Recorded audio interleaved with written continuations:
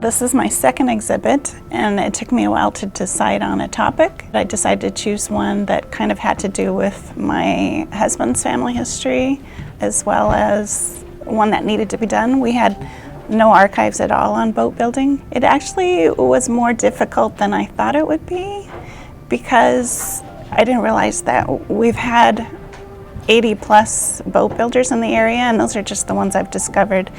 From what I understand, many of them were built just on the shores of the harbor in the sand, literally. I would think it was mostly canoes, but just little runabouts and things that the hotels would have.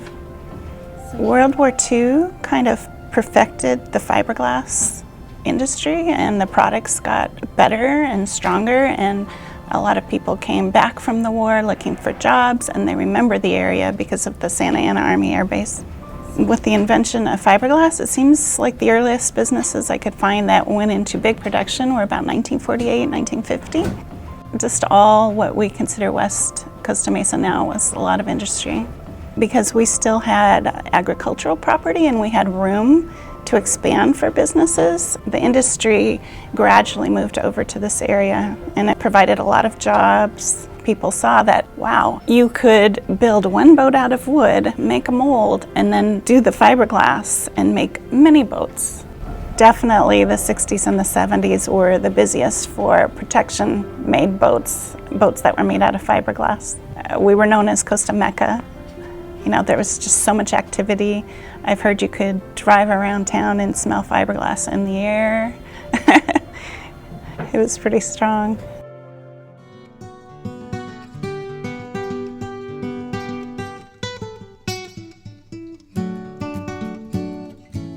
The fishing industry ended up being very, very important in the area, and we still had really huge supplies of fish, and sport fishing became really popular. And so there was a need early on for sport fishing boats and commercial boats, and that was actually an industry in Newport Harbor early on. There also was a need for pleasure boats. It just was like the right place, the right time.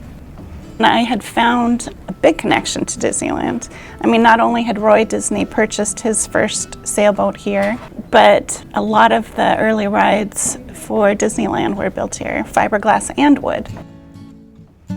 There's a lot to be learned from history, and even politically. I have a timeline where you can look at world events, you can look at local politics, our state politics, and see how it affected the industry. War definitely affected the industry. People couldn't get supplies.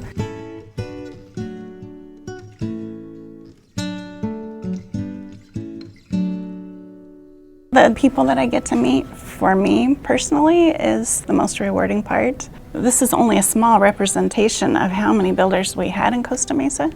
And as people come in, they bring us information, and that's a way for us to build our archives with photos or family stories. Every now and then I will come across just an amazing collection that somebody had that because their dad had a business. Different people have found boxes of things in their garages. But thank goodness for the internet. Those collections are few and far between, and you don't know when they're going to come in or not. And I wanted to represent as much as I could of all different kinds of builders. So the internet has definitely filled in some of those spots.